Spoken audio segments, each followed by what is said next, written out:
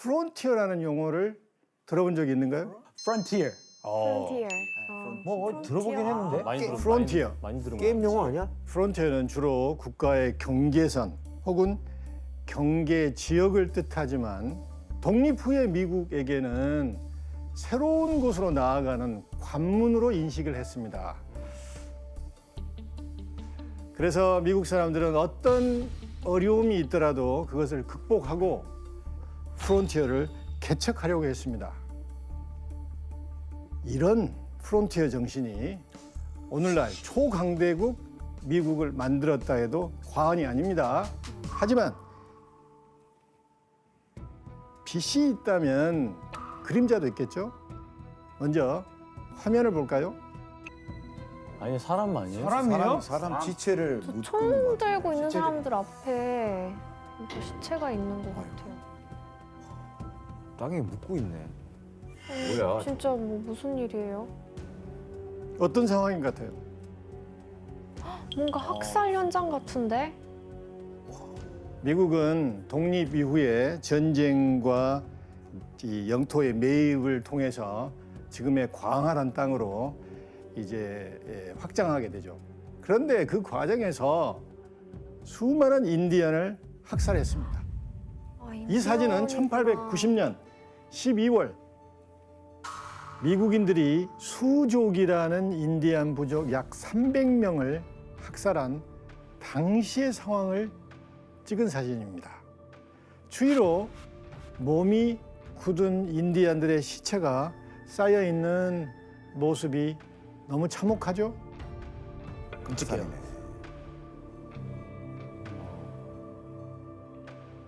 미국은 땅을 개척하는 과정에서 왜 이렇게 많은 인디언을 학살했을까? 그래서 오늘 나눌 이야기는 바로 미국의 서부 팽창과 인디안의 눈물입니다. 그 당시 뉴올리언스는 미국의 땅이 아니었죠. 여기였죠? 프랑스 땅이었네. 프랑스. 그렇다면 어떻게 미국이 남부에 있는 뉴올리언스를 거쳐서 서부까지 이어지는 지금의 영토로 확장할 수 있었을까요?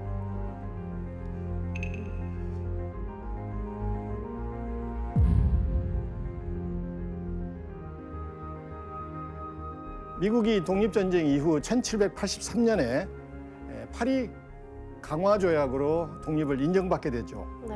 여기 보이는 13개 주로 시작이 됐습니다. 근데 13개 주 말고 미국이 영국으로부터 받는 땅이 있었습니다. 미시시피 강에 이르는 상당히 큰 규모의 땅을 영국으로부터 받은 거예요. 식민지 개척 단계에서 미국인들이 많이 진출했기도 했고 또 영국은 여러 가지 경제적인 문제, 외교적인 문제, 군사적인 문제를 고려해서 미국에게 땅을 넘겼습니다.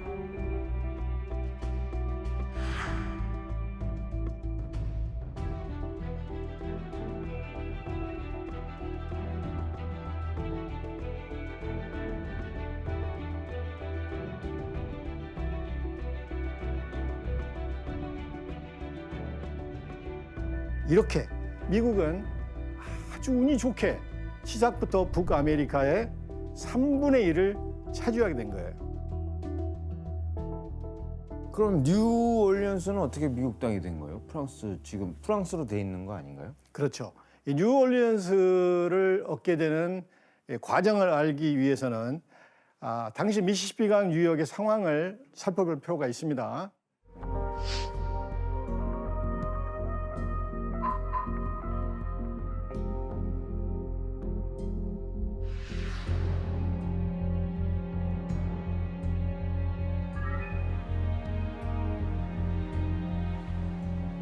미시시피강의 서쪽 지역은 프랑스와 스페인이 각축전을 벌이고 있었습니다. 가장 먼저 이 땅을 차지한 나라는 프랑스였습니다. 태양왕 루이 14세가 그 이름을 따서 루이지애나라고 이름을 짓고 식민지를 구축을 했죠. 그런데 1762년 영국과 프랑스는 식민지, 북아메리카 식민지 쟁탈전을 벌입니다. 거기서 패배하게 됩니다. 그래서 패배 직전에 스페인에게 양도를 해버려요. 그러다가 이 땅이 좀 아쉬웠겠죠. 그래서 스페인으로부터 다시 빼앗습니다. 아, 아쉬웠으니까. 예.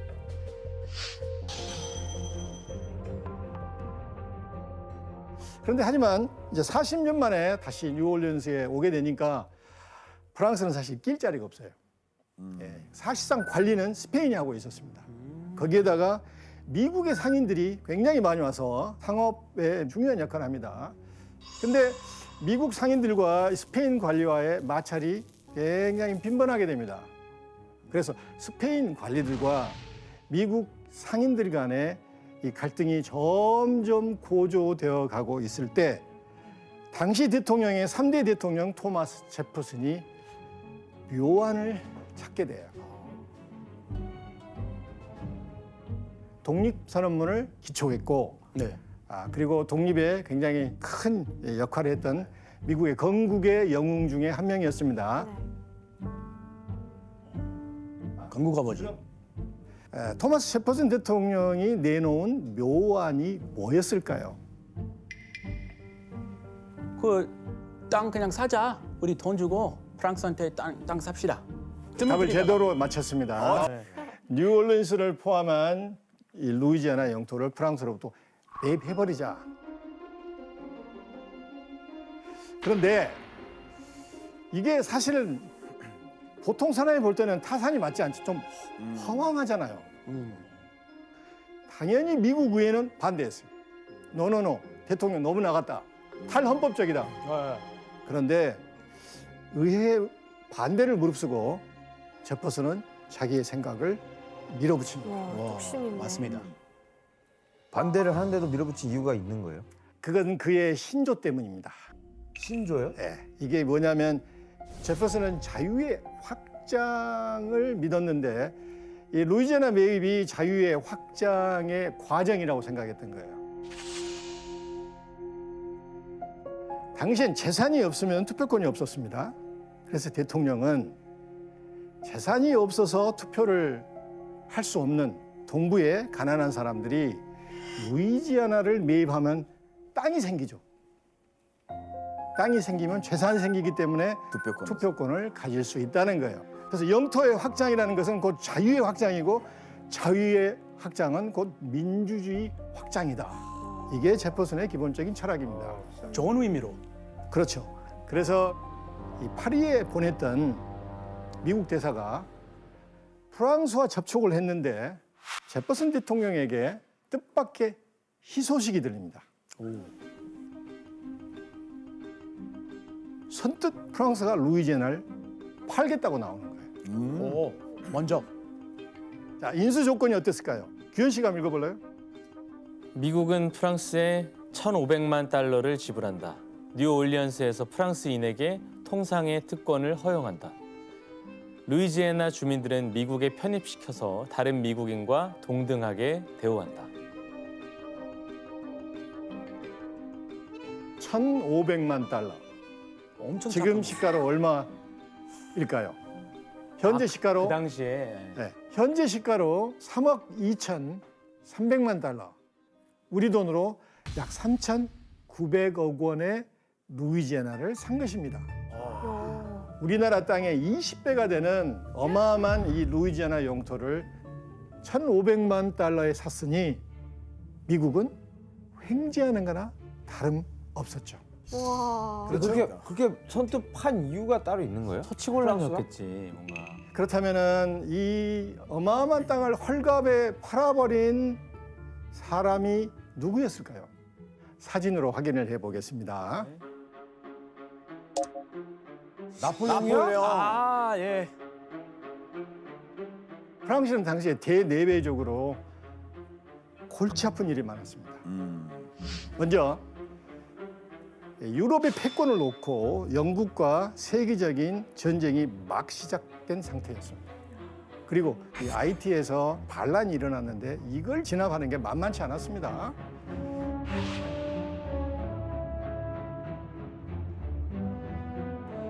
이런 상황에서 저 북아메리카 남쪽에 있는 루이지아나, 뉴올리언스까지 신경 쓸 이 겨를이 없었던 거예요. 게다가 그 땅 때문에 만약 전쟁이라도 벌어지면은 낭패가 되는 거죠. 어떻게 전쟁 비용을 감당하겠습니까? 아, 국가 석자다. 결국 나폴레옹은 땅을 지키겠다는 체면보다는 실리를 택합니다. 거의 그냥 금매로 사는 느낌이에요. 그렇죠. 진짜. 아, 어떻게 미국은 운도 좋을까?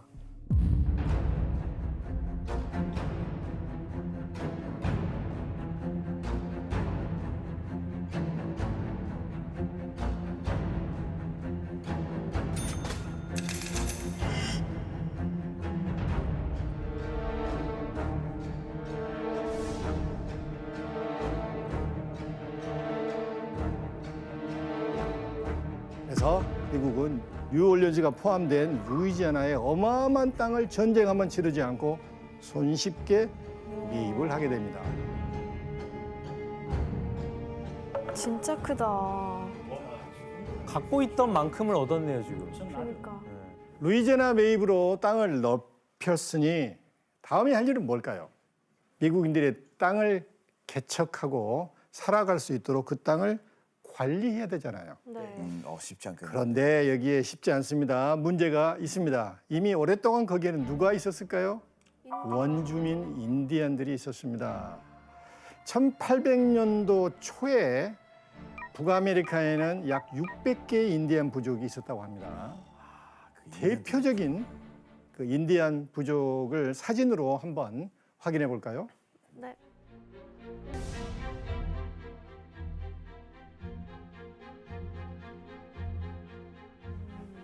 그러면 프랑스가 저기를 지배했을 때도 계속 그냥 그렇죠. 계셨던 거예요? 그렇죠. 보니까 어때요? 부족마다 약간 특징이 있죠. 네. 머리가 길죠. 예, 머리 길고 머리 장식, 머리 장식도 장식도 그러고. 하고. 깃털 예. 크리스티안 씨, 네. 왜 머리가 길었다고 생각해요? 그 당시에 미용실이 없었기 때문에. 맞는 말 아니야? 아니에요. 맞는 말 아니야? 자르면은 뭐 약간 재수가 없다고 생각했을 것 같은데. 맞습니다.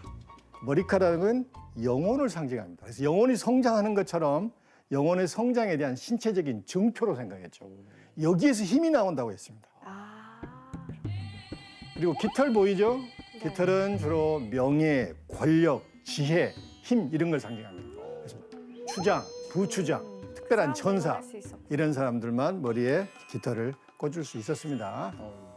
인디언들은 위대한 영, 스피릿, 영이 세계를 창조했고 그 영이 모든 존재에 영혼을 부여했다고 믿었습니다. 그래서 인디언의 대다수는 사람은 물론 동식물, 심지어 생명이 없는 곳에도 영혼이 있다고 믿었습니다. 그렇다면 서로 도와주고 공존해야 한다고 믿었죠. 자, 이들의 이런 생각이 잘 담긴 거 있는데 화면을 한번 볼까요? 인디언들 착해. 올바른 그런 개념이네요. 뭐야 이건?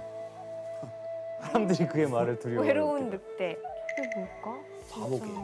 시인들인가? 뭘 것 같아요? 시적이에요. 인디안의 이름입니다. 이게 다 인디안의 이름들이에요. 아, 이름들이에요. 사람 이름이라고요? 사람 이름, 인디안들 이름 이렇게 짓습니다. 그래서 감성이 느껴지는 동시에 이름의 의미가 생생하게 전달되죠. 그래 이게 그럼 크리스티안 씨는 인디언들 왜 이런 이름을 지었을 것 같아요? 그래서 멕시코에도 인디언들이 굉장히 많아요. 그래서 저 이제 공부를 좀 했는데 인디언들은 그 사람을 태어나고 나서 그 사람이 어떻게 행동하는지랑 그 성격 이런 그래. 거를 따서 이름을 만든단 말이에요. 총의 문명. 그렇죠. 그래서 그런 그렇습니다. 문화가 있었죠. 저는 지원이 형 그럼 이름 하나 지어드릴게요. 뭐요? 포기하지 않고 꾸준히 게임을 해. 저도 하나 그럼 해야죠. 네네네. 우리 규현 씨는 인디안 이름은 너 한 잔 나 열 잔. 약간 자연이랑 좀 연관해서 많이 지어주는 것 같아요. 인디언식 이름은. 그래서 저는 그렇죠. 규현 씨는 동이 틀 때까지 적셔. 아 어때요? 멋있지 않아요? 어우, 간을 적셔로 하는. 괜찮네. 동이 들 때까지 간을 적죠. 아니 교수님 근데 이렇게 그냥 자연과 어울려서 살려는 인디언들이 미국 입장에서는 개척해야 되는데 뭔가 걸림돌이었을 수도 있을 것 같아요. 좋은 지적입니다. 미국의 운명이 서부 개척에 있다고 생각하는 미국인들에게는 자연과 동화에서 살고 있는 인디언들이 그들에게는 좋을지 모르지만은 미국인들에게는 못마땅하죠. 결국 미국인들과 인디언들의 이런 세계관, 우주관 차이 때문에 인디언들에게 큰 재앙이 다가오게 됩니다. 13개 주로 시작한 미국의 땅이 미시시피와 루이지애나까지 확장되자 인디언들은 긴장할 수밖에 없게 되죠. 그리고 1821년 미국이 플로리다를 매입합니다. 이게 플로리다입니다.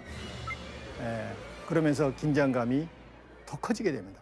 저기 완전 관광지로 최고인데. 그렇죠.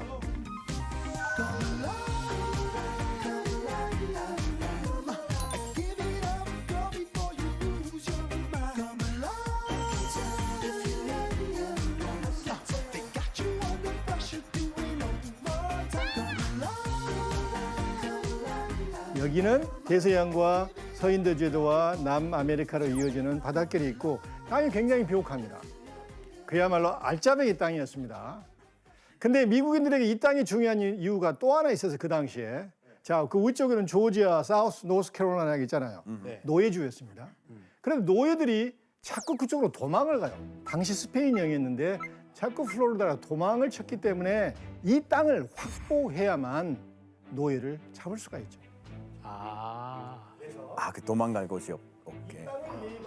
그래서 이 땅을 매입하는데 공을 세운 어떤 인물이 미국의 영웅으로 인기를 누리게 됩니다. 그 인물이 이 누군지 사람 아니야? 함께 볼까요? 링컨? 링컨 아니야? 뭐야? 누구야? 아 이분 잘 알아요. 저 잭슨. 7대 대통령 앤드루 잭슨입니다. 전쟁 영웅. 1812년 미국이 영국과 전쟁하는데 최고의 장군. 그 명성 때문에 대통령에 나중에 당선이 됩니다. 근데 또 다른 별명이 있어요. 인디안 킬러.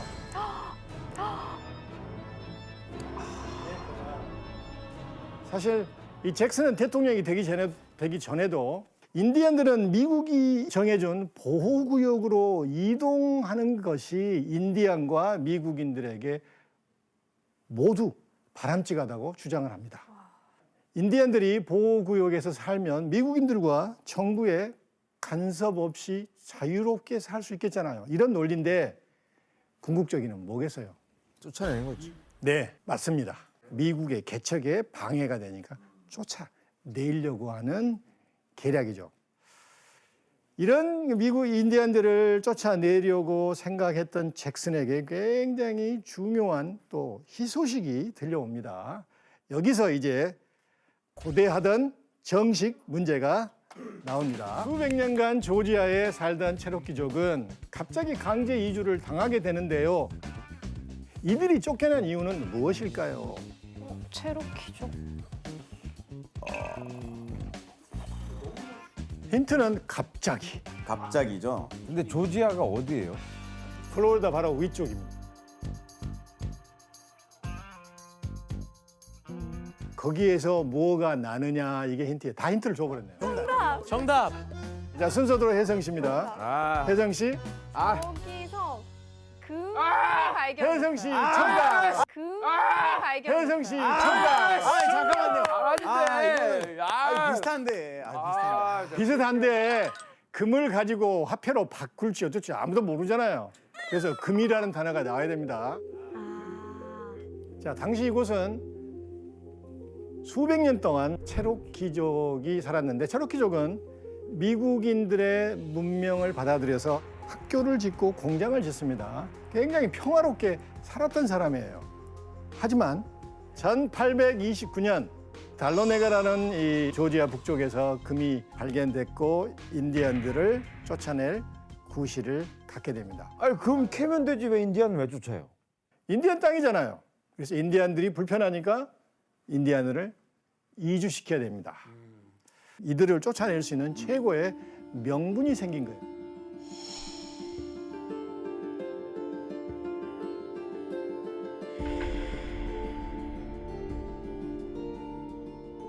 근데 이후 7년 동안에 이곳에서 나온 금의 가치는 지금 가치로 약 3,400만 달러가 됩니다. 3,400만? 그래서 잭슨 대통령은 인디안을 이주시키면 인구와 부, 권력 면에서 빠르게 발전할 것이라고 생각을 합니다. 그리고 1830년 인디안 보호구역이라는 이름하에 인디안들을 서부로 추방하는 인디안 추방법을 통과시킵니다.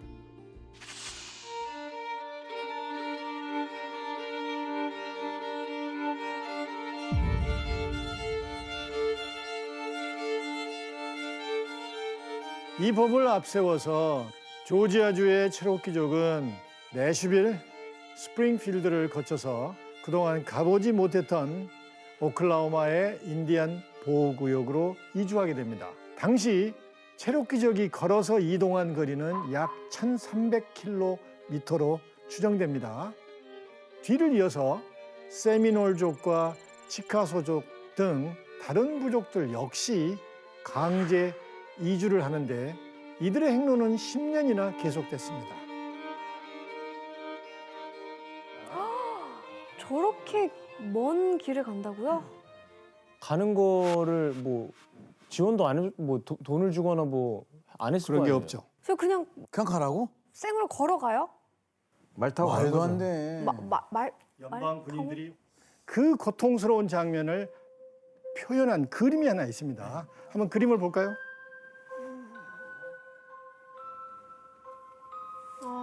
울면서 가시네. 그래, 자기 살던 고향을 빼앗기고. 오는 길에 시체도 묻네 그냥. 예, 그렇습니다. 이게 유명한 체로키족의 눈물의 행로 혹은 눈물의 길을 묘사하는 유명한 그림입니다. 그러니까 군인들만 말을 타고 거의 원주민들은 걸어서 간 거네요. 그렇습니다. 걸어서 갔습니다. 이들에게 주어진 하루 배급이 대략 삶은 옥수수 한 줌, 그리고 하나 정도의 순무, 끓인 물이 전부였습니다.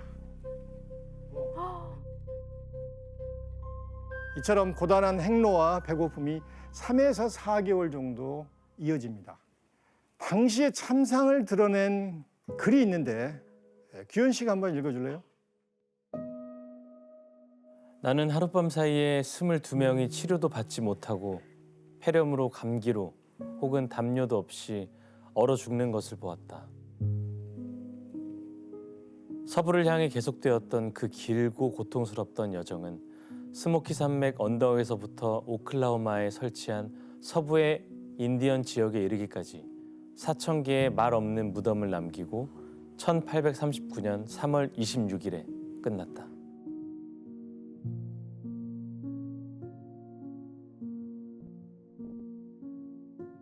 (4,000여) 명의 부족 인원들 중에서 4,000여 명이 비명 행사합니다. 이 내용은 이때 체로키족의 호송을 담당했던 미 군인이 직접 쓴 수기의 일부분입니다. 약간 그분도 양심의 가책을 느끼면서 썼나 봐요. 미국인들이 보기에도 너무 비참한 거예요. 그래서 훗날 인디언들이 이것을 눈물의 길 혹은 눈물의 행로라고 합니다.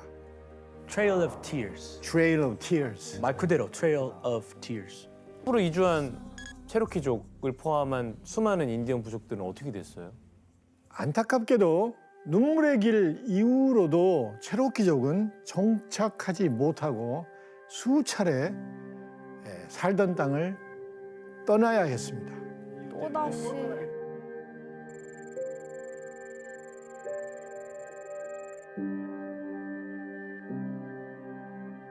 이들의 상황이 얼마나 비참했는지 알 수 있는 풍자화가 있는데 한번 볼까요? 걸리버잖아요. 여행기. 조나단 스위프트의 걸리버 여행기의 거인국을 지금 빗대어서 가운데 보면 체로키 네이션이라고 써졌죠. 네. 체로키 부족. 움직이지 못하게 묶어놓고 제일 오른쪽 밑에 보면은 누가 가위로 이렇게 자르고 있죠. 머리를? 머리를. 머리 아까 머리가 뭐라 하겠습니까? 아, 걸- 영어. 용원. 용원. 영원. 인디안들의 정체성이에요. 그걸 가위로 자른 사람의 자세히 보면 미국 대법원이라고 써졌어요. 그래서 미국 법원이 인디안을 문명화시키기 위해서 상징인 인디안의 머리를 자르고 있고 더 오른쪽에 보면은 누가 드릴로 머리에다가 지금 뚫고 있죠. 그러네. 선교사들입니다. 아 정신 쇠뇌. 그렇습니다. 네. 제일 왼쪽에 보면은 이 발이 있죠, 발. 네. 철도. 무슨 얘기냐면은 체로키 땅들이 결국 철도가 놓이고 길이 놓여서 체로키는 없어질 것이다. 그런 의미를 담고 있어요. 그러니까 강제로 묶어놓고 이주시키는 거네요. 자, 미국인들은 인디안을 이주시켜서 땅을 차지하는 데 그치지 않고 영토를 더 넓게 확장할 방법을 찾게 됩니다. 이때 그들의 눈에 들어온 것이 당시 멕시코 땅이었던 텍사스입니다.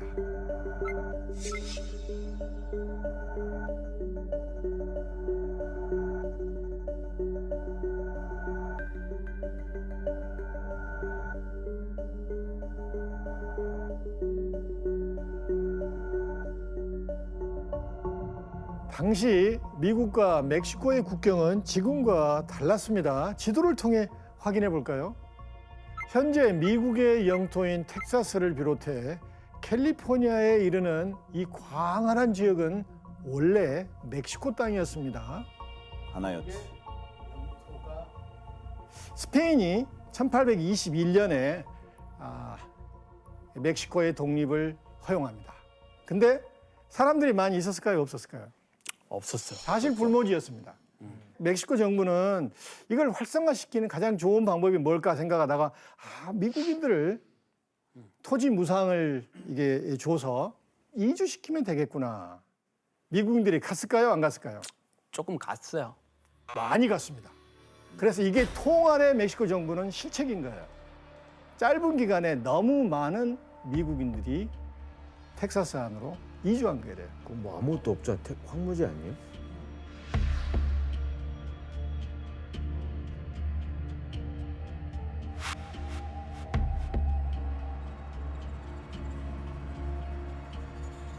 근데 이주한 건 좋은데 미국인들이 멕시코 정부의 말을 들었을까요? 텍사스가 자기 땅인 것처럼 행세하는 거예요. 멕시코 정부는 이걸 보고 어떻겠어요? 불편하죠. 그래서 결단을 내립니다. 미국인들 이민 금지. 안 받겠다는 얘기예요. 더 이상. 그럼 텍사스 사람들이 그걸 받아들였을까요? 받아들이지 않죠. 이런 이유 때문에 1835년 10월 멕시코 군이 이 텍사스인들을 무장 해제하러 오면서 텍사스 독립전쟁이 발발하게 됩니다.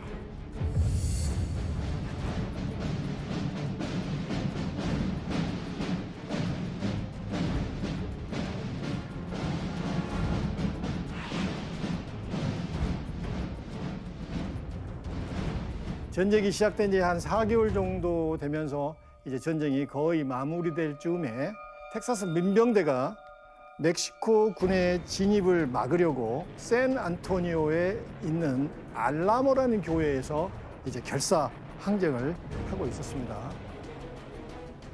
알라모. 하지만 수천의 멕시코 군대가 13일간 포위 작전을 계속합니다. 결과가 어땠을까요? 그러니까 멕시코 승리했겠죠. 그렇죠. 네. 텍사스 민병대 182명이 그대로 죽음을 맞게 됩니다. 야 잠깐만 이러면 미국이 나설 명분 생기는데 이거. 바로 그거예요. 네. 또 전사자들을 장작더미 위에 놓고 태워버립니다. 에? 분노하게 되는 거예요. 그래서 오히려 미국인들을 분노하게 만들어서 결집시킵니다.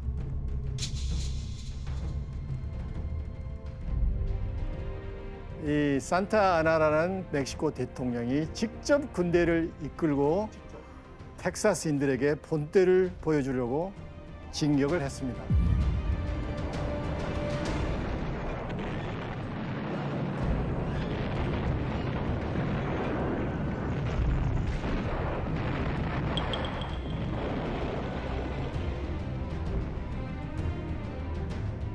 분노한 군인들이 이게 똘똘 뭉쳤기 때문에 텍사스 민병대가 쉽게 이깁니다. 민병대. 하면 이 멕시코는 무려 650명이 사망합니다. 산타아나 대통령하고 300명이 포로로 잡혀요. 대통령을 워싱턴에 있는 잭슨에게 보냅니다. 그 과정에서 잭슨이 대통령을 산타아나를 풀어주는 조건으로 한 가지 약속을 받아내는데 그게 텍사스 공화국의 독립을 약속을 받습니다. 보장을 받아요. 그리고 1845년 미국 연방이 텍사스를 합병합니다.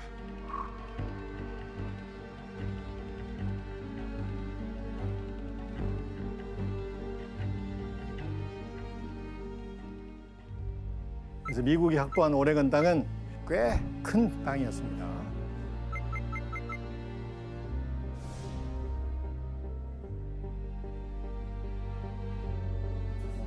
근데 진짜 운이 많이 주는데요? 근데 진짜 미국은 한 번 확장될 때 스케일이 다른 것 같아요. 무슨 미국은 한 번 땅덩어리 얻으면 막 이만큼씩 얻고 너무 운이 좋은 것 같아요. 어마어마하죠? 이때 자 이렇게 미국이 계속 팽창을 해가는 모습을 불안하게 보고 있던 나라가 있었습니다. 어디였을까요? 멕시코? 멕시코. 아직 북아메리카 대륙에는 멕시코 땅이 남아있잖아요. 미국이 텍사스를 합병한 이후에 국경에 대한 분쟁이 시작됩니다. 당시 멕시코는 텍사스 안쪽에 흐르는 누에시스 강을 미국과 멕시코의 국경이라고 주장하고 미국은 더 바깥쪽에 있는, 더 아래쪽에 있는 리오그란데 강이 양국 간의 국경이라고 주장합니다. 입장이 다르네요. 엄청 차이죠.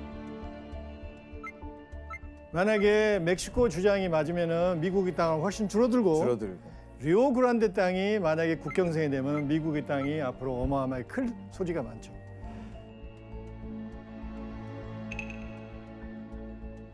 근데 미국이 이렇게 주장한 근거는 뭔 줄 아세요? 포로로 잡혔던 멕시코 대통령 산타아나가 약속했다는 거예요. 리오그란데 강이 텍사스 공화국과 멕시코의 국경선으로 하자 이렇게 약속을 했다는 거예요. 근데 사실 여기에 미국이 숨은 속내가 있습니다.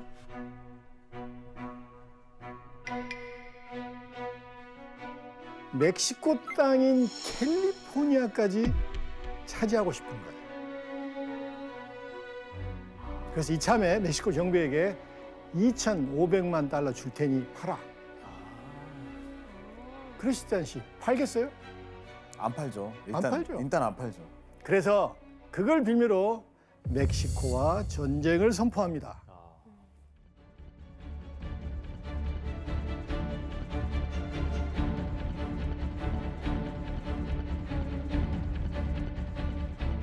멕시칸들은 정확히 1년 9개월, 근 2년 동안 버티지만 더 이상 버티지 못합니다. 그래서 멕시코 시티가 미군들에 의해서 장악이 되면서 1848년 2월 미국과 멕시코는 평화 협정을 맺게 됩니다. 그리고 미국은 지금의 캘리포니아, 네바다, 유타, 애리조나, 뉴멕시코, 콜로라도주를 넘겨받게 돼요. 어마어마한 땅입니다. 결국 텍사스도 멕시코 땅이었는데 텍사스 공화국을 통해서 간접적으로 미국 영토가 되고 여기는 전쟁을 통해서 미국의 영토가 됩니다. 사실 그 저 지역에서 나오는 자원도 엄청났을 텐데 그렇죠. 좀 많이 안타까웠겠어요. 그렇죠. 실제로 텍사스 쪽에서 나중에 석유를 발견하고 그거는 이제 실제로 미국 경제에 굉장히 큰 도움이 됐었어요. 거의 그 경제 뭐 40% 정도의 그 도움이 되는 걸로 알고 있어요.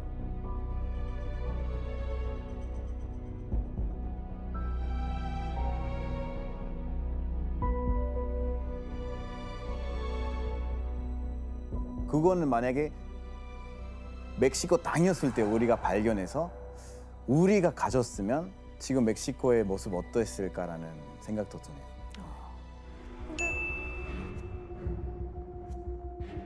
알래스카 가기 위해 알래스카도 있잖아요. 맞네. 그거는 러시아로부터 사게 됐고요. 미국 영토 됐어요. 네. 원래 영국 러시아랑 라이벌이에요. 그때 러시아 크림 전쟁 때문에 재정적으로 이 주머니 사정이 너무 안 좋았어요. 그래서 영국한테 뺏길 바에 우리 미국한테 좀 팔아보자. 그래서 팔아 넘기면서 미국 영토 됐어요. 네. 근데 기왕에 말씀을 했기 때문에 제가 첨언을 하자면은 알래스카 매입을 흥정했던 사람이 당시 국무장관 수워드라는 국무장관인데 미국 위에서 난리 납니다. 그 아이스 덩어리를 사서 뭐해? 아이스박스. 그 아이스박스를 사서 뭐해? 쓸모없다. 너 미쳤어? 근데 수워드는 알고 보니까. 미국의 운명에서는 틀림없이 알래스카는 중요하다. 그래서 미국의 운명이 태평양으로 가고 있다.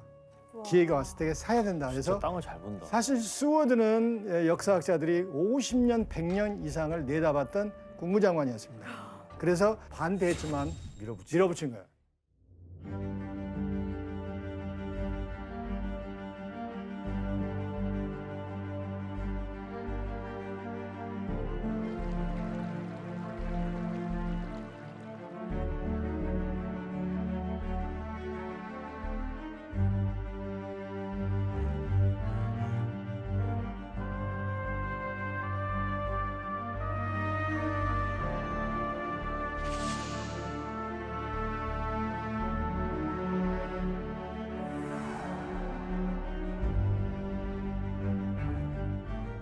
결국은 미국의 최고의 국무장관의 반열에 들어가죠. 왜냐하면 알래스카를 샀잖아요.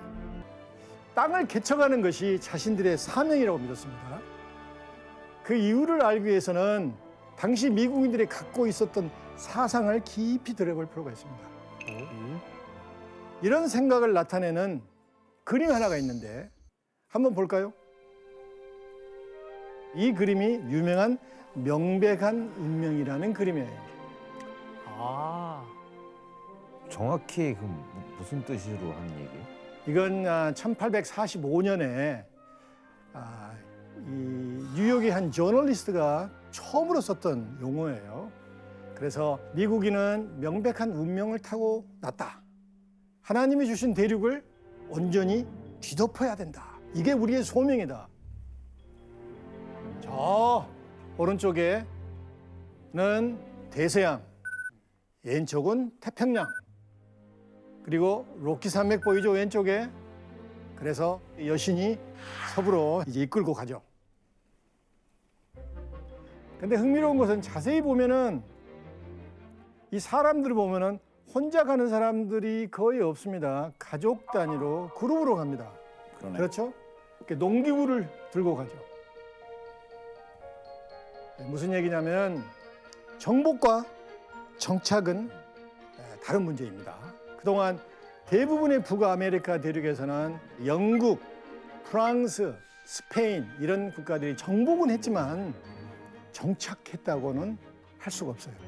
그런데 미국인들은 하느님의 뜻에 의해서 가서 정착하는 게 우리의 사명이다. 그래서 명백한 운명이라는 용어를 씁니다. 이 서부로 개척하는 게, 그래서 민주주의를 확장시키고 자유를 확장시키고 기독교를 팽창시키는 게 신이 우리에게 베풀어 주신 축복이자 지상 명령이라고 생각했던 거예요. 이런 사상이 미국인들에게 자연스럽게 스며듭니다.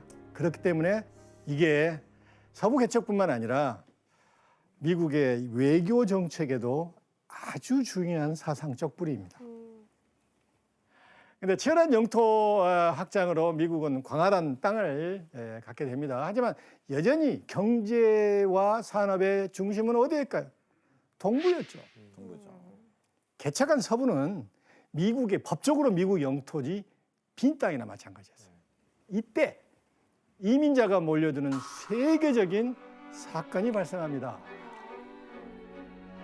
서부 개척을 본격화시킨 결정적인 사건이 벌어진 그곳이 우리의 두 번째 여행지입니다. 네. 개척 정신을 상징하는 곳입니다. 많은 사람이 기회의 땅으로 여기는 전형적인 땅이 캘리포니아죠. 지금 현재 캘리포니아가 전 세계에서 경제 규모가 10위권 안에 듭니다. 캘리포니아 어마어마하죠. 한 주만. 캘리포니아 한 주만 지금 당장 독립국이 되면은 적어도 세계 랭킹 우와. 10위 안에 든다는 얘기예요. 이처럼 과거부터 현재까지 미국의 성장에 막대한 공헌을 한 땅이 바로 캘리포니아입니다. 미국이 지금 서부까지 영토를 확장을 해서 지금의 영토를 완성을 했잖아요. 캘리포니아에서 또 어떤 일이 일어나나요? 캘리포니아에서 1848년 1월 세크라멘토 광산에서 목욕을 하던 어떤 목수가 우연히 바닥에서 무언가를 발견합니다. 금. 예, 그렇지. 우리 기현 씨는 퀴즈 말고는 다 맞춥니다. 금. 자, 목수는 이제 뛸 듯이 기뻤겠죠. 그래서 그 땅을 사야 될 거 아니에요. 사람들 모를 때. 그래서 그 일대를 이제 매입하려고 합니다. 그런데 입이 간질간질했겠죠. 아유, 그래서 친한 사람에게 너만 알아야 돼. 아유. 너만 알아야 돼. 제일 해서는 안 될 말이에요. 세상에 너만 알아야 되는 없거든요. 없어요, 없어요. 이별만 안 돼요. 근데 그 친구는 그 사실을 들고 야, 이 땅을 사면 대박이다 해가지고 그래서 주막에서 또 너만 알아야 돼. 너만 알아야 돼. 그래서 농담이 아니고 이 너만 알아야 돼가 순식간에 동부로 퍼집니다. 아니 동부까지 갔어요? 동부까지 갑니다. 너만 끝에서 알아야 돼. 끝으로? 너만 알아야 돼. 대통령 기회까지 옵니다. 대통령한테도 각하만 알아야 돼요. 여태까지 각하만 모르고 다 알았는데 각하만 하셔야 됩니다. 하셔야 돼요. 그래도 그걸 확인하고 정식으로 국민들에게 발표합니다. 즉, 우리 같으면은 여행사에서 전단지를 붙이는 거예요. 지금이 기회. 뭐, 예. 예. 그 한번 광고 좀 볼까요? 증기선에서 관광객들을 모집하는데 35 정도의 여행을 하면은 금이 있는 곳에 도착할 수 있다 그 말이에요. 자, 삶의 터전을 버리고 동부를 떠나서 이제 캘리포니아로 왔는데 사실 이 증기선도 증기선이지만 육로로 오는 사람도 굉장히 많았습니다. 쉬웠겠어요? 아까 이 캘리포니아 영상 제일 처음에 나온 게 크리스 뭐였죠? 데스밸리. 죽음의 계곡이에요. 사막. 지금도요. 죽음의 계곡을 이 자동차로 엄청 오랫동안 운전을 해야 죽음의 계곡을 벗어납니다.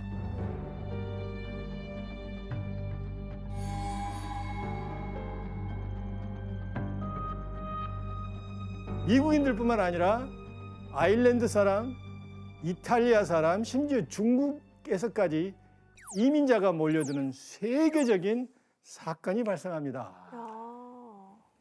금이 1848년 1월에 발견했는데 그 다음에 1849년에 소문이 다 나서 어마어마한 사람들이 샌프란시스코로 몰려옵니다. 그래서 49년에 왔다고 해서 49ers라고 그러죠. 그래서 지금의 샌프란시스코 미식 축구팀 이름이 샌프란시스코 49ers. 한 9천 명 정도가 캘리포니아에 살았는데 사금이 발견되고 2년 안에 무려 9만 명까지 늘어납니다. 1853년에는 무려 25만까지 늘어납니다. 그래서 농부는 농토를 버립니다. 어디로 가려고? 캘리포니아. 군인들은 빨리 제대합니다. 왜? 캘리포니아를 가기 위해서. 금 찾으러. 상인들은 가게, 이거 장사 안 돼. 가게 문을 닫고 어떻게? 금을 찾으러 갑니다. 그래서 모든 사람들이 한몫 일확천금을 노리고 캘리포니아로 다른 사람들은 사실 금을 발견 못한 가난뱅이가 돼요. 통계에 의하면 1851년 85톤까지 늘어났다가 금 생산량은 1853년에 100여 톤으로 증가합니다. 하지만 골드러시가 오래 갔을까요? 금방 1853년에 고갈이 됩니다. 그런데 금이 없냐고 다시 고향으로 갈까요? 동부에서 그 죽음의 이 사막을 넘어서 왔는데 다시 가겠습니까? 안 가죠. 많은 사람이 오면 뭐가 됩니까? 장사가 되죠. 그래서 집을 짓고 음식점이 오픈이 되고 세탁소를 열고 술집이 생기고 점차 마을이 이제 형성이 됩니다. 그런데 예상치 못한 문제가 생깁니다.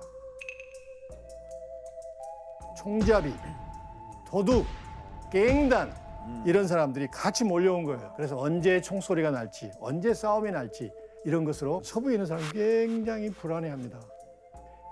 이 혼란한 시기에 마을을 보호해줄 어떤 사람이 필요하겠죠? 이때 등장한 사람이 유명한 사진 한번 볼까요?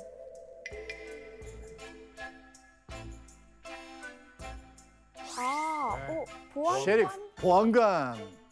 그래서 서부에 형성된 마을은 아까 얘기했지만 인종, 종교, 문화 아주 여러 사람들이 모였기 때문에 수시로 주기적으로 주민 모임을 열어서 규칙과 질서를 바로 잡아야 되고 그리고 그것에 근거해서 마을을 지켜줄 수 있는 보안관을 뽑은 것입니다. 이렇게 캘리포니아를 중심으로 정착민들, 즉 보통 사람들이 뿌리가 되는 미국식 민주주의가 활성화되기 시작한 거예요. 자, 골드러시가 저물고 이제 이주민들에 의해서 서부의 도시들이 하나 둘씩 생기던 1861년 미국에서는 비극적인 사건이 터집니다. 바로 남북 전쟁이 터지죠.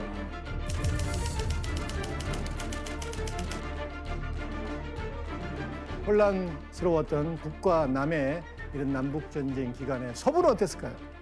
서부는 거의 황무지였기 때문에 전쟁의 영향을 거의 받지 않습니다. 밑에 있는 뉴올리언스나 몇 군데 빼놓고는 우리가 얘기하는 캘리포니아 쪽 서부는 거의 전쟁과 상관이 없죠. 이때 당시 대통령이 누구였습니까? 링컨 대통령이 전쟁이 한창일 때 1862년 과감히 대륙 횡단 철도 건설 사업에 서명합니다. 이 광활한 땅을 개척하기 위해서는 물자와 사람들을 실어 나를 수 있는 대규모 운송수단이 필요했겠죠. 그래서 유일한 대안이 대륙 간 철도 건설이었습니다.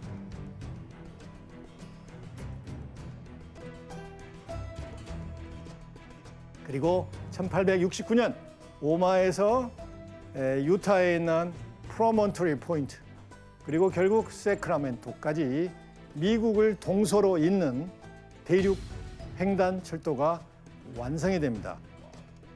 어마어마하죠? 철도를 통해 중부의 풍부한 자원이 이제 서부로 몰리게 됩니다. 그리고 도시는 그걸 토대로 서서히 또 차근차근 기초를 쌓게 되죠. 그리고 무엇보다도 사람이 올 거 아니에요. 훨씬 손쉽게 이제 사람들이 서부로 이동을 하게 됩니다. 그래서 링컨의 계획대로 서부 개척이 급속도로 이루어지게 됩니다.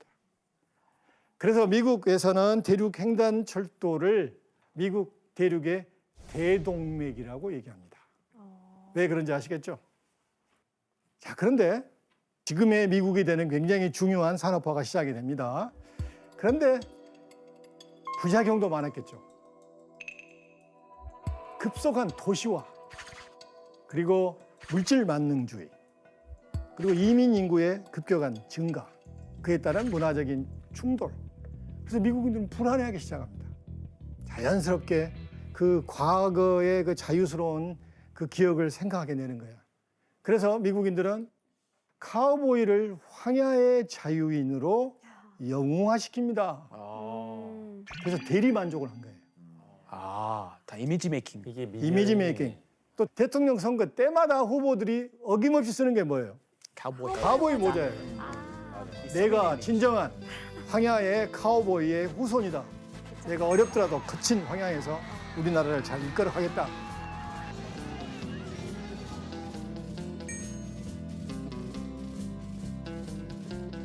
지역 축제마다 막 다니면서. 예. 그러나 인디언들에게는 또 다른 고난의 시작을 알리는 상징이 됩니다.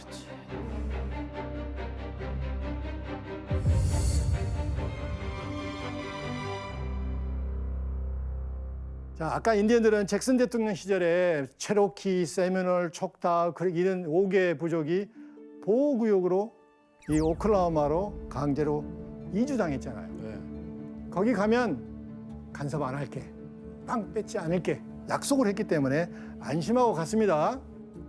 그런데 대륙횡단 철도가 오자 이제 미국 사람들이 서부로 이제 이동하게 되죠. 빠른 속도로. 이게 이제 인디언들에게 문제가 되는 거예요. 왜 문제가 됐을까요? 침해되니까. 인디언들의 삶의 기반의 가장 중심이 이 동물입니다. 버팔로. 예. 버팔로를 제거해 버린 거예요. 버팔로는 인디안의 삶의 기본입니다.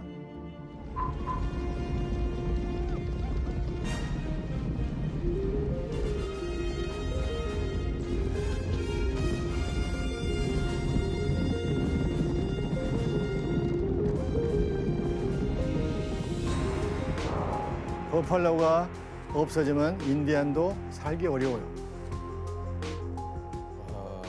여기서 정신 문제가 나갑니다. 사냥꾼들은 수천 마리의 버팔로를 손쉽게 죽이기 위해 새로운 사냥법을 고안해내는데요. 어떤 방법이었을까요? 사냥법.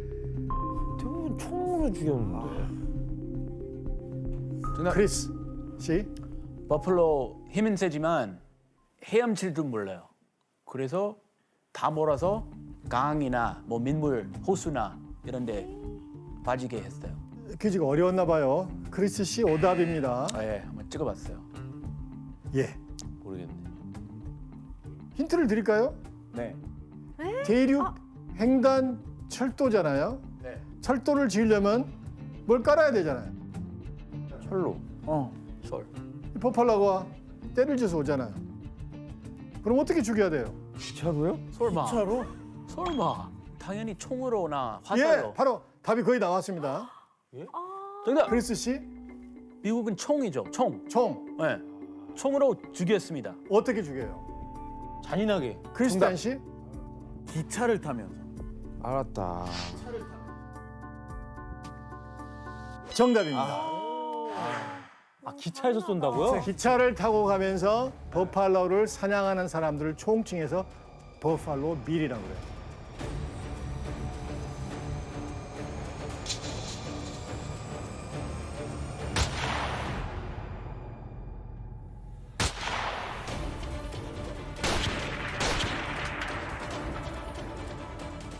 그래서 버팔로 사냥꾼을 모집해서 철도 회사가 특별 열차로 위에 올라가서 이동하면서 버팔로를 사냥합니다. 이런 사냥법으로 1865년 한 해에만 약 100만 마리의 버팔로가 죽습니다. 1872년에서 1874년까지 약 400만 마리 이상을 사냥했다고 기록되어 있습니다. 그럼 인디언들의 그런 거주지나 생활 기반이 다 무너졌을 거 아니에요? 그렇습니다. 버팔로가 없어지면 인디안도 사라져야 되는 거예요. 1890년대에는 이게 극에 달합니다. 뭐야? 설마. 못 같아요. 해골? 뭐예요? 사냥당한 버팔로의 두개골이 산처럼 쌓여 있던 것입니다. 왜 이렇게 많이 죽었다고요? 말도 안 돼. 그런데 이제 버팔로가 없어지게 되자 인디안들은 절망했겠죠. 설상가상 생계를 이어받는 상황에서 또 한 번 살던 땅에서 쫓겨나게 됩니다. 말도 안 돼. 1868년에 미국 정부가 사우스다코타와 와이오밍주 경계에 있는 검은 언덕이라는 산지로 인근 인디안들을 몰아냅니다.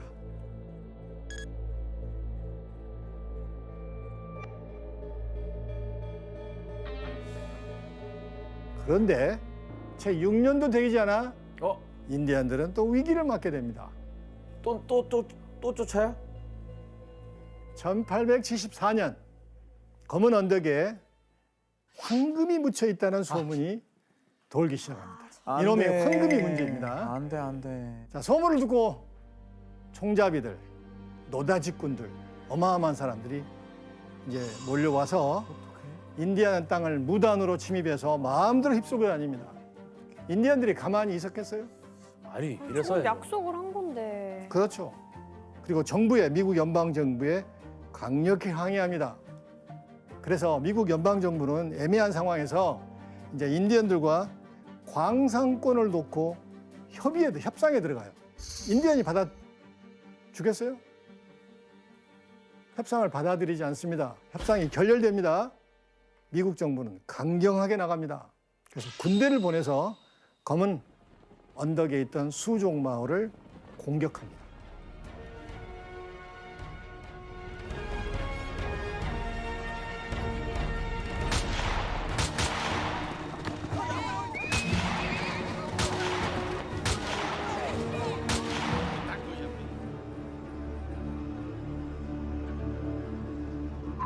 갑작스럽게 시작된 전투에서 수족들, 주 부족이 수족이었는데 견디기 힘들어요. 그래서 당시 굉장히 유명했던 위대한 수족의 전사 미친마를 찾아갑니다.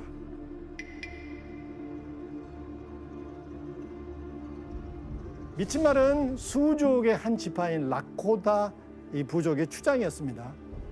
한 번도 평생 미국 정부와 타협에 응하지 않았던 용맹한 전사였습니다. 그는 수족의 사연을 듣고 야, 이거 미국 정부 너무했다.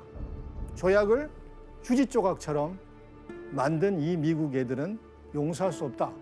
그리고 수족의 또 다른 굉장히 유명한 주장, 안진소, 주장 이름이 안진소입니다. 쓰림볼. 그래서 함께 이제 공동으로 미국과 전쟁하기로 결심합니다.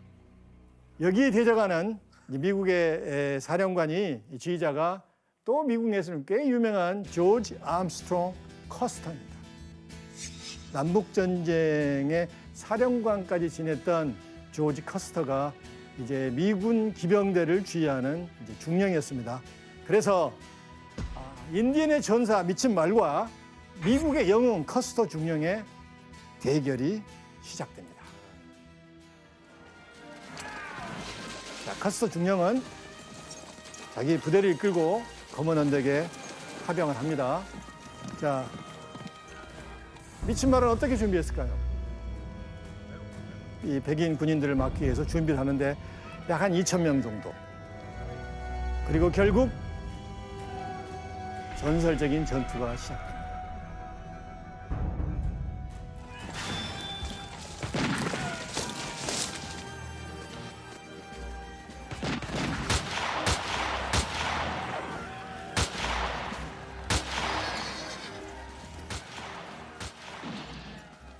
세 시간 동안 치열한 전투가 벌어지는데 누가 이겼을까요? 상대가 안 되죠. 무력을 못 이기죠. 기적이 일어났으면 좋겠는데. 그럴 줄 알았습니다. 미친 말의 압승. 미친 말의 압승. 진짜? 커스터 중령이 이끄는 부대의 무려 40%가 전사합니다. 와. 이것은 미국 전체 인디언과 이게 백인들과의 이 전투 역사에서 마지막 인디안의 승리로 기록되는 전쟁사의 일부분입니다. 자, 이겼지만 승리의 기쁨은 오래가지 못했겠죠. 왜냐하면 버팔로가 없어진 상황에서 인디안들은 배고파서 전투를 못해요. 굶주림에 지치게 됩니다.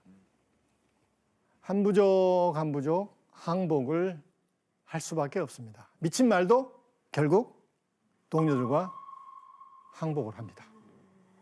안타깝게도 호송 과정에서 미군이 단검으로 찔러서 미친 말을 죽여버립니다. 왜 그래? 결국 구심점을 잃은 인디언들은 이전보다 더 열악한 땅인 늪지대와 메마른 지역으로 쫓겨나게 됩니다. 그리고 이주를 거부하면 죽음을 맞았습니다. 고난이 끝나질 않아요. 예. 그래서 자유로운 세상 그리고 보팔로가 초원에 다시 돌아올 거라는 믿음을 가지고 이것을 합니다.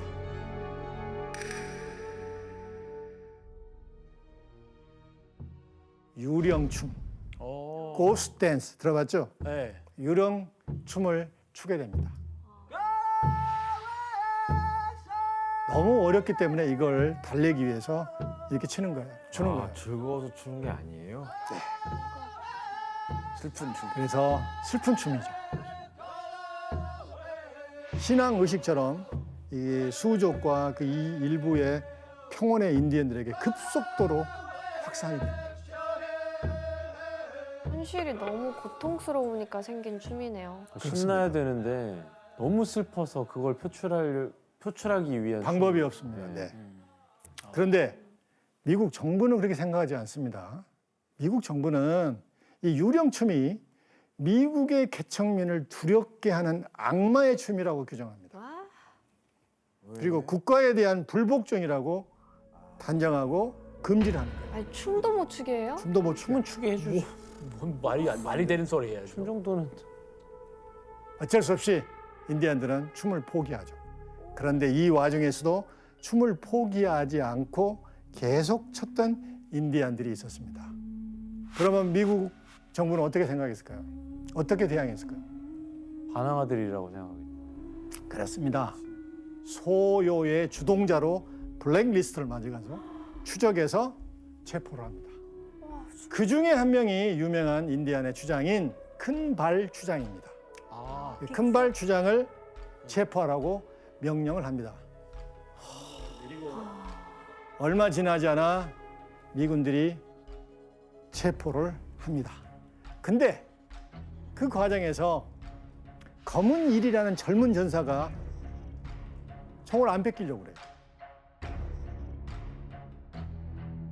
근데 알고 보니까 검은 일이는 귀가 안 들려. 귀가 안 들려요. 그러니까 아마도 미군들과 이게 커뮤니케이션에 문제가 있었는가 봐요. 이렇게 저항하는 과정에서 누가 쏘았는지 모르지만 한 발의 총성이 울립니다. 자, 미국 기병대는 어떻게 대응했을까요? 인디언들이 공격한 줄 알죠. 그래서 기관총을 내리고 무차별 학살합니다. 이때 350명 인디언들 중에 무려 300명이 학살당합니다. 50명이 부상당하는 무고한 인디언들이 희생당한 운디드니 학살 사건입니다.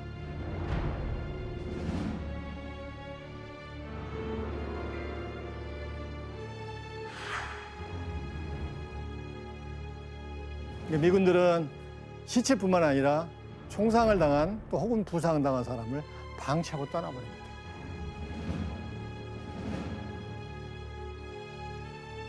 이게 큰발 주장의 실제 모습입니다.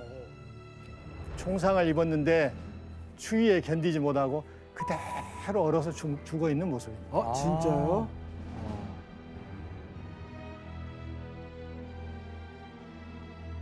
너무 불쌍하다. 크리스 씨 지금도 미국에 인디언들이 남아 있어요?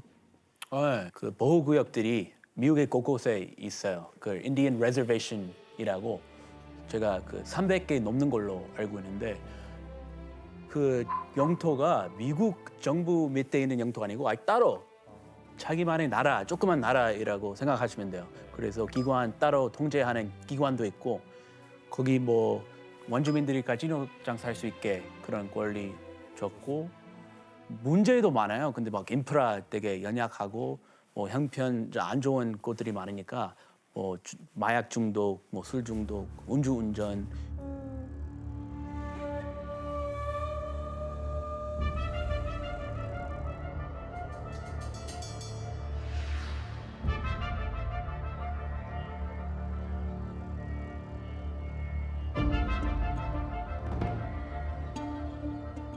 이처럼 미국의 서부 팽창을 생각할 때 인디안의 희생을 잊어서는 안 됩니다.